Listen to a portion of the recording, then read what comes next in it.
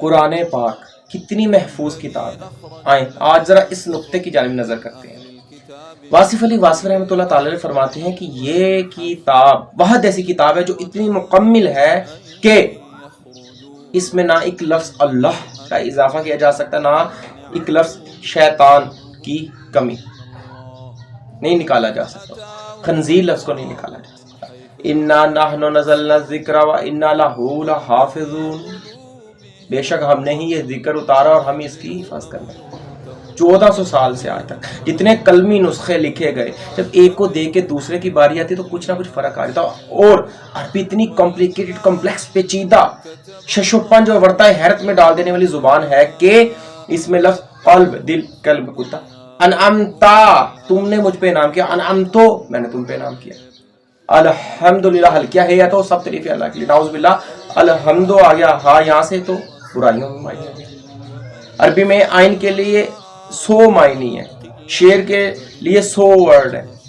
آئین کے لیے آئین آنکھ کو، عین، اور عین سورج کو بھی، عین چشمے کو بھی، عین منہ کو بھی، دہانے کو، دہن کو بھی، دہانے کو بھی، اور سردار کے لیے بھی، اور غلام کے لیے بھی، اور استاد کے لیے بھی، اور شاگرد کے لیے بھی، اور ڈاکو کے لیے بھی، اور نگہبان کے لیے بھی. مختلف مواقعوں پر اس کا معنی بدلتا جاتا ہے. بقرہ گائے، بکرا اونٹ.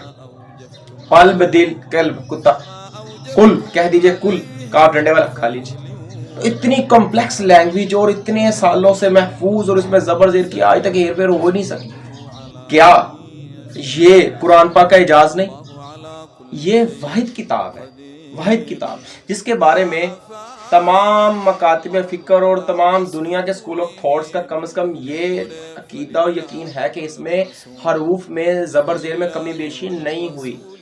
میں نے آپ کو دونوں مثالیں ابھی دے دی آغاز میں کہ عراب یا لفظ کے موٹا یا پتلا پڑھنے سے کتنا فرق پڑ جاتا. تو ہمیں اس کی اہمیت کو سمجھنا پڑے گا کہ قرآن میں جب پڑھا رہا ہوتا ہوں تو میں جب فزکس میں جاتا ہوں، میں اسٹرولوجی میں جاتا ہوں، میں جیوگرافی میں جاتا ہوں، میں فلسفے میں جاتا ہوں، میں بایولوجی میں جاتا ہوں، میتھمیٹکس میں جاتا ہوں، جہاں بھی جاتا ہوں، جس گہرائی میں بھی جاتا ہوں، تو وہاں سے قرآن کی ایک آیت جو اس کی بیس ہوتی مل جاتی ہے. کسی بھی چیز کے نقطے جو بیس ہے، خواہ میں لارڈ ڈرون کے پاس چلا جاؤں تو پھر بھی سورۃ الانبیاء کی ایک آیت مل جاتی ہے، اور خواہ میں البرٹ آئنسٹائن کے پاس بگ بینگ تھیوری کے لیے چلا جاؤں تو مجھے وہاں بھی سورۃ الانبیاء کی ایک آیت مل جاتی ہے. میں 9/11 کے واقعے میں چلا جاؤں تو سورۃ التوبہ کی ایک آیت مل جاتی ہے.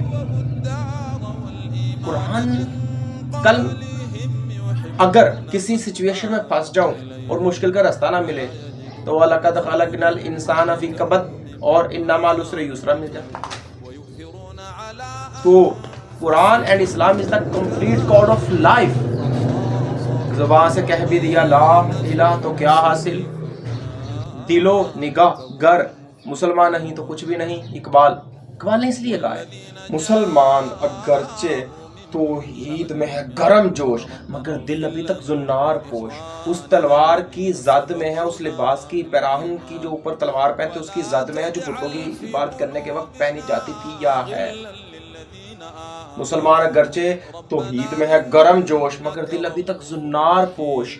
تمدن، تصوف، شریعت، علام، بتانے عجم کے یعنی عجم کے بتوں کے پجاری تمام، حقیقت خرافات میں کھو گئی کہ امت روایات میں کھو گئی. اقبال ایک اور جگہ فرماتے ہیں نا، شیوائے عشق ہے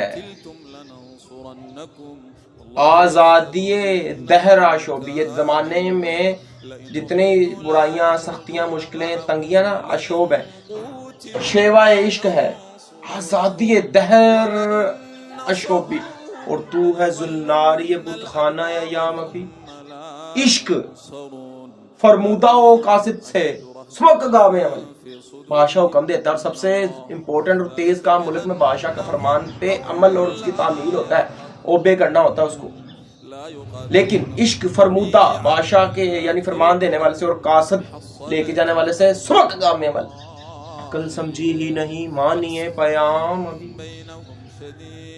تو انشاءاللہ تعالی کوشش کریں کہ قرآن پاک کی، بلکہ حضرت فضیل بن عیاض رحمۃ اللہ تعالی فرماتے ہیں کہ قرآن پاک اس لیے نازل ہوا تھا کہ اس کے مطابق عمل کیا جائے. ہم نے اس کی تلاوت کو ہی عمل بنا لیا.